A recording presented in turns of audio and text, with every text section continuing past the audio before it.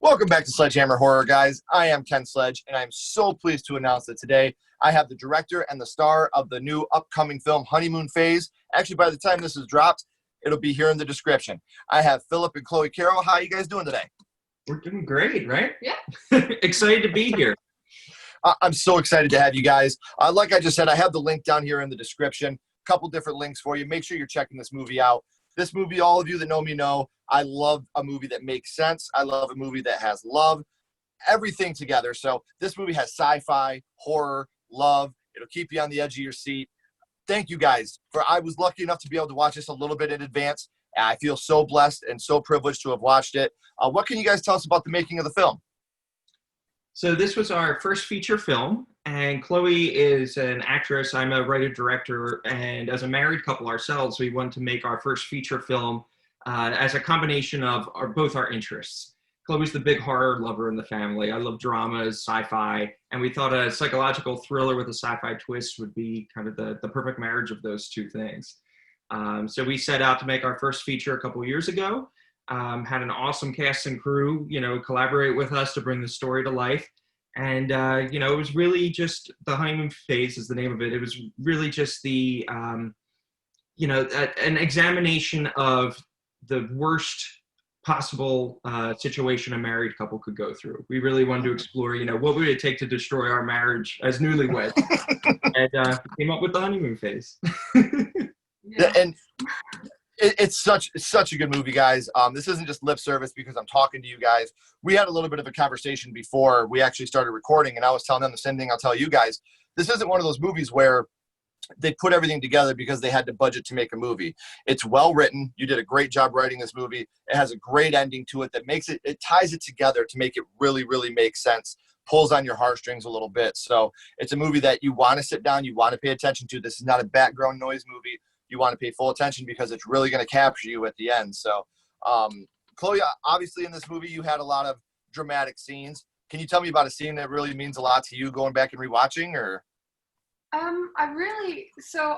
The cool thing about being involved in pre-production on a film is that I got to see the script in the very early stages. And normally actors just kind of get the script, maybe like a month or so before you film, but I had time to really process everything. So it was interesting because we went to Shudder Labs and pitched the film, and we were, talking about these scenes, especially the Never Have I Ever Seen, which you mentioned you liked, was one that never changed throughout all the rewrites of the script.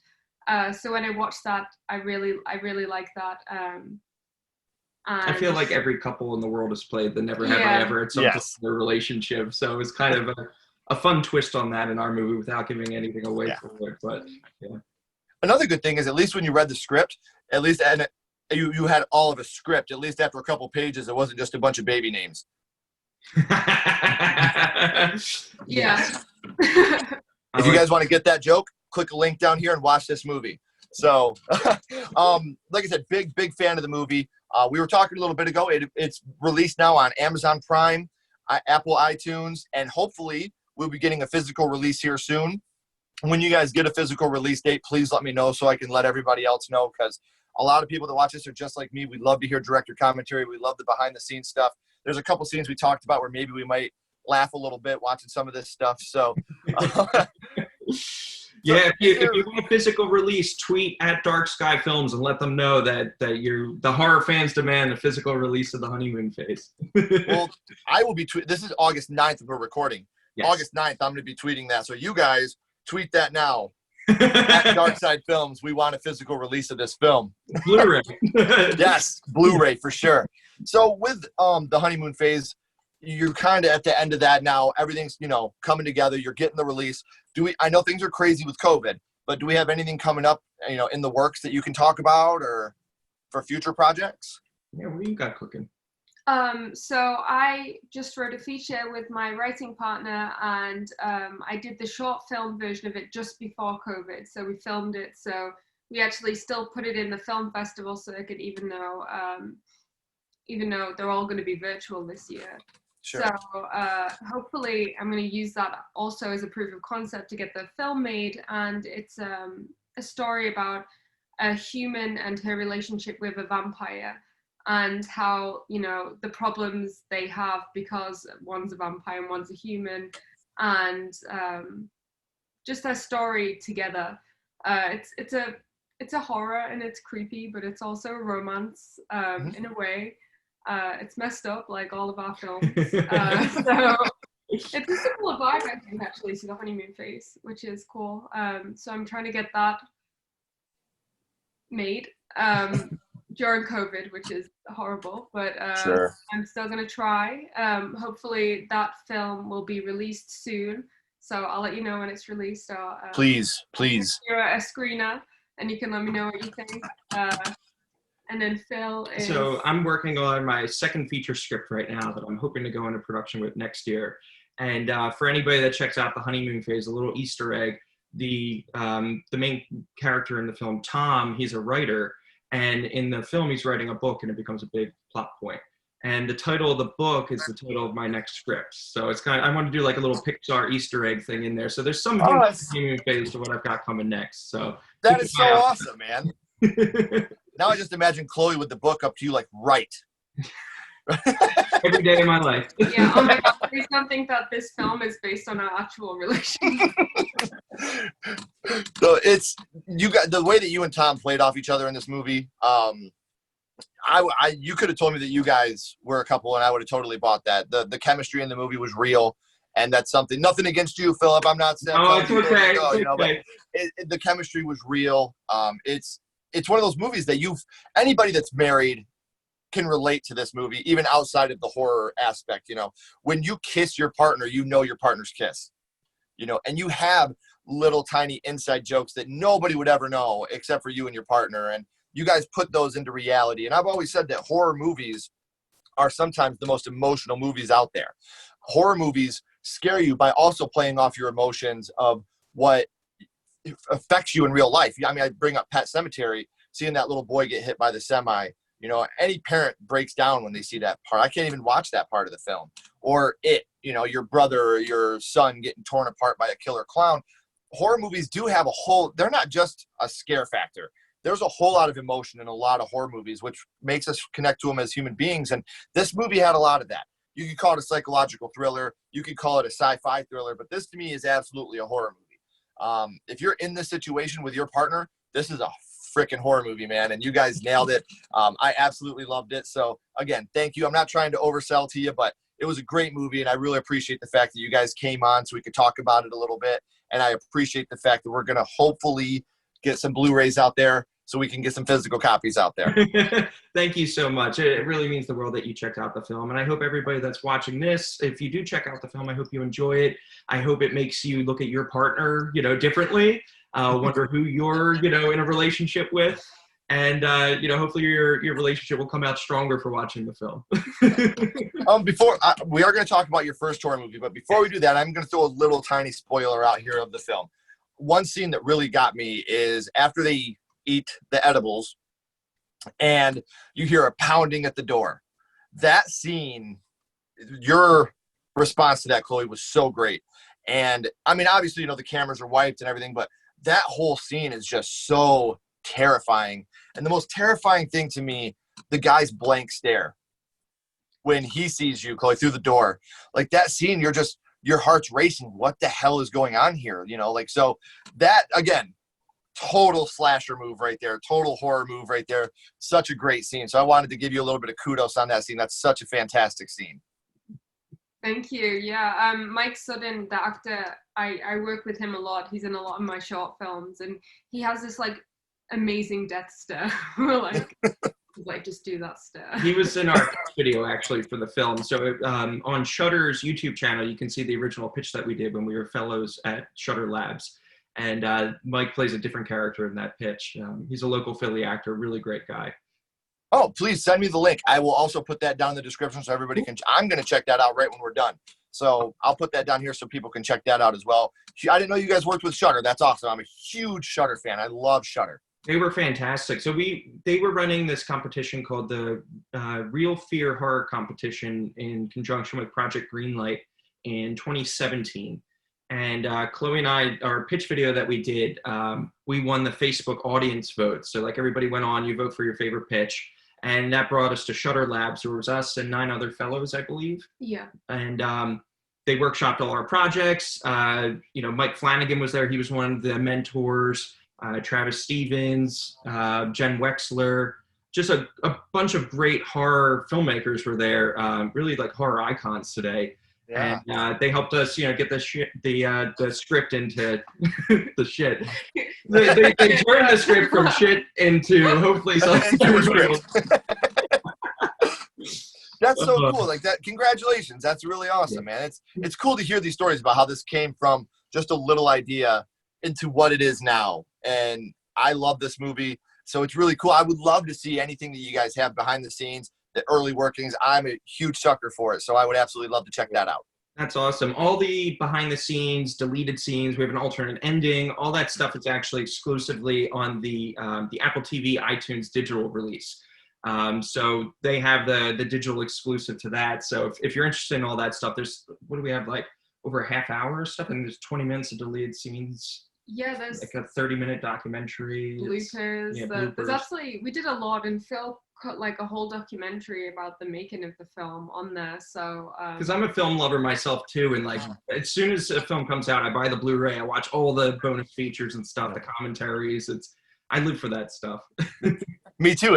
And that's another cool thing I love about doing this. I'm a fan first. That's my thing. And, talking to you guys who I look up to, you guys are out there doing your thing, living the dream, and you're the same as me. You do the exact same things I do. You go out, you buy these Blu-rays, you watch the special features, you try to learn all the behind the scenes stuff that you can, because it's just so much fun. It's so interesting to me to watch all this behind the scenes stuff and to kind of get in your guys' heads during the making of it. And like you said, the bloopers, you can go from something so serious and dramatic, and just the littlest thing can make you guys laugh and break down. And it's just so much fun to watch that stuff for me, to watch you guys be human beings, not these people we see on a screen, the human aspect of you as well, the normal everyday people that are out there just laughing at things that are funny, just like us, Yeah.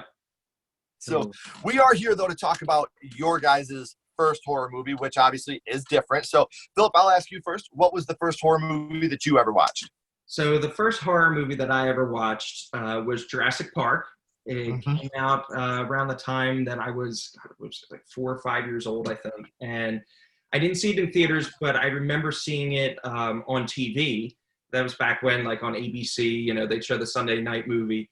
And God, I just absolutely loved that film. But I hated the first 10 minutes. That opening scared the crap out of me. And believe it or not, until I was 13 years old, I could not watch it.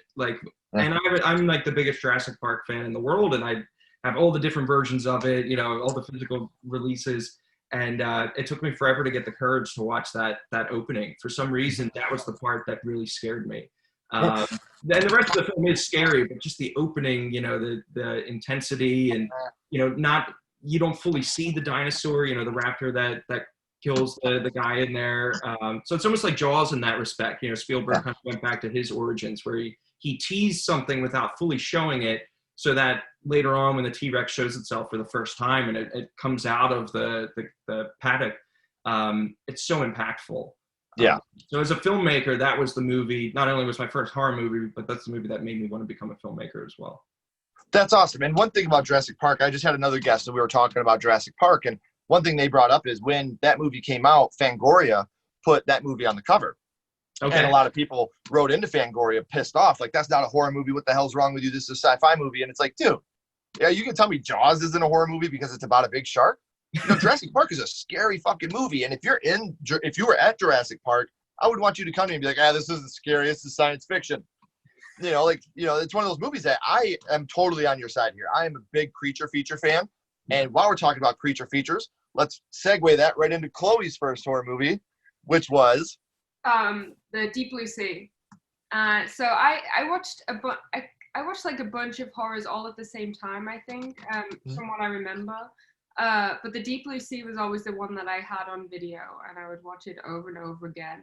And I don't know, I think that, and like I watched The Mummy and like Alien and Predator and all those kind of films all at the same time. And when I was scared or there was blood, like my dad would be like, "Oh, it's just ketchup," and I just became so like obsessed with that thought, like, oh, it's all make-believe, like none of this is real. And I loved monsters and anything creepy. It was just so weird as a child. And now I'm making horror movies, and I love the adrenaline of making horror movies and like how and frightening people. I don't know what that means about myself, but I enjoy it. No, and I think it's brilliant. Like, I agree with you, because that's why I like to do this. That's why I like to talk about the first horror movie we watched, because for me, I've talked about it before, but it was House from 1986.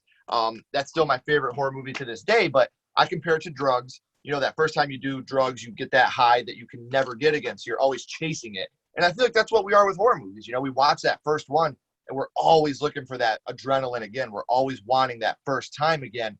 And it's one of those things that I don't think we will ever quite capture that first time. It's nothing like your first time with horror. And horror is such an expansive and lovely world that, you know, you got horror cons. You don't get, you know, rom-com con out there. You know, this is something that you have horror cons, and the horror community is so tight-knit and so wonderful that I get great people like you that are willing to come and sit down and talk on a podcast with me for, you know, 20 minutes, you know, just because our love of horror films, and it brings us together, and it's so united. And we can talk about how we agree that Jurassic Park is a horror film, and we can argue to the end of time with someone else that doesn't think it is, but it's all in fun and it's all in love. So this is something that horror movies, to me, without the horror movies I had growing up or the music I had, I 100% am not the person that I am right now. So I completely agree with you that horror movies are just, it's life. It's a style of life, Chloe. You're right. Like, you're watching them and you don't want to stop. Once you really get into them, you're always looking again. I just watched a movie last night I had never watched called The Taking of Deborah Logan, I think is what it was called, on Amazon Prime. It's on our Prime list. Yeah, that movie scared the hell out of me, man. There was a couple scenes in that movie. I'm like, oh, old lady, put some clothes on. You know, so, it was a great movie, and I'm always expanding, always looking for new ways to get scared. So I love the fact that you guys both chose a creature feature for this. This is really, I'm not saying chose. I mean, I guess thank you, Lord, for giving them creature features in their first horror movies. But so when you think of Jurassic Park, Bill, what was the first scene that pops into your head when you think about that movie? Well, for me, it's the T-Rex attack on the two Ford Explorers, and you know, Alan Grant's trying to save the kids, and you know, that's probably my favorite scene in the film. But to me, Jurassic Park is like a perfect script. You know, just the way that it sets itself up, and you know, dealing with the different themes. Like, I think it's a much deeper movie than people give it credit for. You know, it is a summer blockbuster, but it's really dealing with, like, you know, Dr. Grant is you know, he's this guy's in his midlife. You know, he loves dinosaurs, but he kind of lost this childhood love of them. He goes to Jurassic Park, it's reawakened, but then you have to come to terms with the fact that, you know, you are an adult and these are animals, and, you know, they're there to kill them, basically. So, like, at the same time, then he has to return to this, you know, real world, you know, hopefully with a new respect too for his childhood admiration. Right. And I love that. But yeah, that's, in terms of like becoming a filmmaker, the thing that I'll never forget is the behind the scenes of Jurassic Park. When I was 10 for my 10th birthday, a family friend gave me, it was the VHS special edition. And back then, sometimes they'd have a second VHS tape with all the, you know, making of stuff on there, which is the coolest thing. And I still have it. It's my one VHS tape that I won't let me get rid of it. Every time we're doing spring cleaning, she's like, do you really want to hold on to this tape? And I'm like, no, this is my Jurassic Park tape. I can't get rid of it. Yeah, Phil's a hoarder, so. That's when I realized that filmmaking was a career, because, you know, when you're watching movies, as a kid, you don't realize that there's a whole other side that goes into actually making it. And seeing Spielberg and the cast and crew bring that story to life and actually bring dinosaurs back to life was the coolest thing in the world. And I just want to say, I do think it's interesting that Deep Blue Sea is your favorite, because I feel like Deep Blue Sea, in a way, is like the shark version of Jurassic Park. You know, they're doing genetic engineering. Yeah. Samuel L. Jackson's playing a similar character in both of them. and they have to escape a place with creatures. So Yeah. cool. You just took part of my script away, you dick. See, we're horror fans. I'm totally joking. But while we're talking about the behind the scenes of Jurassic Park, though, something that always struck me is they were such perfectionists on this movie that, like I said, I'm with you. I always watch special features. And one of the scenes that's so impactful to everybody and the way they did it, when you see, the T-Rex is coming and you see the water rippling. Yeah. And the way they did that was they attached a guitar string to the water and they were plucking that guitar string. And that was giving it that ripple effect. And to me, it's like, that's so simple and so brilliant that those are the behind the scenes things that just make you like, I got, little emo goosebumps right now, but it's one of those things that just like, it makes it so exciting to watch these behind the scenes. There's something so little and so easy made it such an impactful moment. And Jurassic Park, while we're on that subject, is one of the most quoted movies. That's a large pile of shit. Yeah. And then the way, for the longest time, whenever me and my brother would fight when we were younger, or, that's not the magic word, little things like that, or the way the guy says dinosaur, it's all those things. Like Jurassic Park to me has a very special place as well. So I definitely get that. Let's go back to you real quick, Chloe. Deep Blue Sea. I hate saying favorite because that's such a dark way of wording it, but what kill do you think stuck with you the most in that movie?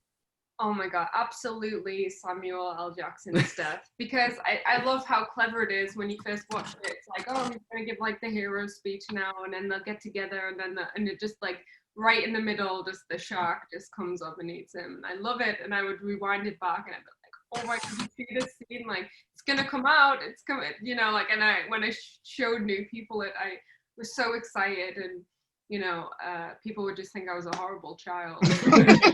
What's wrong with your daughter? But I just thought it was just so scary and so awesome. And even now, like, people like don't like that movie, but I love it. I think it's one of the best movies I've ever seen. And I don't know if that's just like the nostalgic part of it for me. Yeah. I could watch that anytime, any day. Like, I don't even need to be in any kind of mood to watch it. Like, I could just watch it. See, and that's such an awesome thing to say, because you're talking about, I want to go back to something you just said real quick, rewinding a part to show your friends and watching their reaction. Like, we get so attached to these movies, we almost feel they're an offshoot of us. So it's like, I want you to watch this part, and if you're not as surprised by it as I am, I almost feel personally offended. Like, come on, man, it's like telling a joke and nobody laughing, and you're like, damn it, dude, that's funny, come on, like, this scene is so great. Please appreciate it the way that I do. So like, that's so cool that you feel that way. And I agree. I'm like I said, I'm a sucker for creature features. I actually have a creature feature coming up on Sledgehammer Horror, and Deep Blue Sea and Jurassic Park are both included in that creature feature. So I've always been a sucker for those. Tremors, Jaws, obviously. These are all films that when you have a creature feature like this, even if it's as outwardly as Tremors or Jurassic Park, there's always that fear. Like Deep Blue Sea, that shit could happen. If I'm in the ocean, a shark can get me. So that's what I've always loved about creature features. It's not a guy killing you in your dreams, or it's not, a old Santa Claus from Black Christmas coming to get you. This is stuff that could potentially really happen. So creature features to me have always had that bigger aspect of horror than that. Yeah. So let's go back to Jurassic Park real quick. Sure. Let's talk about your favorite kill in that movie. I think you already kind of talked about it a little bit, but favorite kill in Jurassic Park. It's funny that Jurassic Park, now that I think about it, doesn't have many kills in it, which is interesting for a horror movie. But I think the iconic one for me is definitely the lawyer with the toilet. The toilet. Like, that was so funny as a kid. Just Oh yeah. The lawyer goes there and just dying on the shitter. He got the Elvis treatment. Yes. Yeah. Yeah. Exactly. Let's talk about the first thing that pops in your head, Chloe, when you think of Deep Blue Sea. Someone mentions Deep Blue Sea. What's the first thing that pops in your head? It's the Samuel L. Jackson kill. Too good. It's just that, and that's arguably the most iconic scene in that whole movie, because, like you said, it really throws a curveball at you there. Yeah, and then the license plate he pulls out of the shark's mouth, I think, is the one in Jaws. It's the same number. Really? I always think about that. I'm pretty sure I read that. Okay. Yeah. I always think of that scene. And But, I like the fact that this movie, it doesn't hide the fact that it had Jaws as a big influence. You know, they wanted to put those Easter eggs from Jaws in this movie, which is something I respect. You know, this movie influenced us. It's a great movie. If we can be included in that conversation with Jaws, let's be included in the conversation with it. And Deep Blue Sea is a fantastic movie. Not a big fan of some of the later stuff, but the first Deep Blue Sea movie is such a good movie. 2 and 3, we've not seen 3 yet. I don't think No. I'll watch it because the second one upset me so much. I want to see 3. I feel like every film's worth a shot. I don't know. To be honest with you, I enjoy 3 more than I enjoy 2, Okay. but it's still that thing of this is one of those movies. I'm a big person where I'm not down on sequels or remakes. I don't think that a sequel or a remake is inherently bad just because it's a sequel or a remake. But with a movie like Deep Blue Sea or a movie like Jaws, just you come to a point where you just got to know when to stop. Jaws, I actually think Jaws 1 is one of the best films ever made. And then Jaws 2 and 3, I'm not a fan of at all. And then actually Jaws the Revenge, the fourth one, I think is the most entertaining of Jaws 2, 3, and 4. At least it's kind of, I get it. It's far-fetched. The shark follows him down to the Caribbean and all that, but it's at least entertaining and at least makes me want to watch the movie. So that's what Deep Blue Sea 3 did for me, was it was at least entertaining and made me want to watch. So I just thought of one of the scene which I love, and it's the scene where the shark gets the bird. okay. And he gets just so mad. Like, no, that shark could have been like the biggest monster who's like, I'm gonna kill it because it got my bird. And then that scene where they're in the hallway too, and it's coming down, like, oh my god, it's so good. And then the scene where he's underwater and the shark is underwater with him, and they kind of just look at each other. Yes. I love all those moments. I think they're just so cool. Well, the cinematography of Deep Blue Sea is awesome. It is, and it just does tension so well. But I'm like really frightened of sharks, so like any shark movie. Like I went scuba diving, and I was in the sea, and I was some of my scuba diving people were just going through a little cave, and I didn't want to go in because I was frightened. So I just waited for them, and it was like pitch black all around me and underneath me, and I just couldn't. I started playing the Jaws theme song in my I was just there in the middle of the ocean. I was like, why am I doing this to myself? Just scaring myself for no reason. Like there was no sharks there, and probably, you know, the chances were low. But yeah, I just think sharks are just so scary, and because you're like the chances of you surviving with a shark are like nil. Yeah. People are like, oh, just poke it in the eye. Yeah, that's what I'm gonna think when it's eating my leg. Yeah. Where's your eye, buddy? Well, it's actually the gills. The gills you're supposed to punch because it wins them. Well, see, now I would have been screwed. It was probably a shark that told me that, hey, if we ever get you, poke us in the eye. Don't worry about the gills. We'll be fine. Go for the eye. So, I do got to ask you guys, I always end this with a skull count. So before I do that, though, I want to talk to you both. We already talked, Chloe, about your sequels. Let's talk the sequels and I guess hard remakes, soft remakes of Jurassic Park, Jurassic World. What are your opinions on the sequels and the soft reboots that we just had the Jurassic World films? I think they're all cool in different ways. You know, I think the follow-up, The Lost World, was great. You know, pretty much as a kid, seeing the T-Rex in San Diego was like another dream come true. And I'm really excited now for the third Jurassic World because I'm really hoping that that's the direction they're going. You know, I know there's some talks. There was the short film that they released, I think, last year where there was like the dinosaur fight at the campsite. And that's really that's what I want to see. I want to see the dinosaurs take over America. That's my big wish. And that's why I like Jurassic World a lot too. Like, believe it or not, that's my second favorite in the series. Because it's just wish fulfillment. You know, as a kid, when you see Jurassic Park, you're always like, oh, I'd love to see it with the park actually open. And, you know, I wish I could go there. And you get to see that. So it's, you know, all of it is just reliving my childhood, I feel. Like anytime I see any of those films. So I'll always be the first in line to see anything with Jurassic Park on it. Well, pause there real quick because we're talking about childhood. When I watched Jurassic World and they went to the old park, I got that feeling again, like, oh man, they're back at the park again. You know, like that was one of those scenes where you see the stuff that's been torn down and it's all grown over, but you recognize everything there. You know, so that was a huge scene for me. And and I'm in the minority that I like in the Jurassic World 2. I love the twist at the end with the little girl. Yeah. I thought that was so brilliant. Spoiler, anybody that hasn't seen it, I won't tell you. There's a twist with a little girl in it. I thought that was brilliant. A lot of people were like, "Oh, this movie's about dinosaurs." But that was a cool twist. Come on, nobody's seen that coming. Anybody that says they've seen that coming is a liar or a genius that I need to hang out with and play the lottery with. There you go. So, now I asked you guys about your first horror movie. Now I need to know about your favorite. I'm gonna go scream on you. What's your favorite scary movie? What's your favorite horror movie? Favorite, probably the original Saw.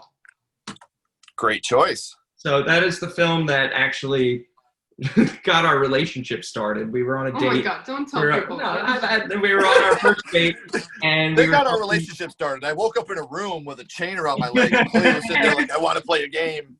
We literally talked about Saw for I was so turned on by it, and I was like 3 hours. We that's talked about Saw. awesome. And I just absolutely love it. I think that I love all of them. That was like my Friday the 13th growing up. So I was in high school when all those films came out. And every year, me and my friends would go to the theater. We'd see the newest installment, and then for the next year, we'd theorize about what was going to happen next. It's like a horror soap opera, basically. And I'm so excited for the Book of Saw coming out next year. I was so disappointed when they postponed it, but obviously, understandably so. But yeah, Saw's. I actually made a Saw fan film when I was in high school. If anybody has a link, it's unlisted on YouTube. I'm sure you can find it somehow now. But that was like my dream come true, making a fan film for Saw. So that's my favorite. That's awesome, man. So what about you, Chloe? Your favorite horror movie? I feel like my answer is so basic because it's like everyone's, but Nightmare on Elm Street. And because I think it's just such a clever horror film in the fact that it's something that you can't avoid in life. So they took something like sleep that you literally need to live, and they made you frightened of it. And I think that's so clever because like even when you're trying not to think of the film, you're thinking of the film. Like you can't avoid it. And I just I think that's such a cool like idea to develop. And actually, an idea that I'm in development with deals with something similar, where it's something that you think is just an everyday thing that you get, and how can you make people like terrified of that? Sure. Well, Nightmare on Elm Street I've talked about a lot. Where it's not my favorite horror movie, but I think in the histories of time, it is the most iconic horror film of all time. I mean, from him walking down the alley with his arms stretched out to Tina getting drug up the wall, him poking out the wall. I'm your boyfriend now, Nancy, and the phone, like that to me is the most iconic horror film, and the budget they had to film that movie. And Wes Craven is a genius, God rest his soul. So I can completely get on board with that as well. But Saw, I got a cool video I'm going to text you when we're done with this, when we're talking about Saw. So awesome. I would love to get your feedback on this video as well. So, okay. Now, I'm excited to check this out. So now I got to get you guys your skull count, 0 being the worst, 5 being the best. Chloe, how many skulls are you giving Deep Blue Sea? I'm going to give it a 5. I think it's amazing. Yeah. Yeah, and like I said, I want this to be your guys' personal thing. I don't want you to be like, well, a lot of other people don't like it. So I agree. Deep Blue Sea, I think, is one of the creature features that is so much fun from beginning to end. And, Samuel L. motherfucking Jackson, like, I'm tired of these sharks on this motherfucking island, I love Deep Blue Sea. So I'm excited. One thing that's really exciting me is I have not got to talk about these 2 movies yet on this, my first horror movie. So to be able to talk about both of them at the same time, I've been excited for this for 2 weeks, just waiting for this moment to come. So let's go. I'm pretty sure I know the answer, Phillip, but 0 to 5 skulls, what are you giving Jurassic Park? It's a solid 5. Solid 5 for me. All time. That's awesome, man. I agree with you. These are 2 iconic movies in my heart. So like I said, big creature feature guys. So maybe I'm playing on that, but thank you guys so much for coming on. Don't go anywhere. I got a couple more questions for you. Everybody else, thank you so much for joining us. Make sure you're clicking these links, supporting these guys. Treat them like a pair of pants. If you watch these movies and you try them on and they fit right and they feel good, buy the pants. Buy this movie. You're really helping these guys. You're helping me because I love these guys. And keep talking horror. Stay what you are. And we'll talk to you guys soon. Sounds good. Thanks for having us. Thank you.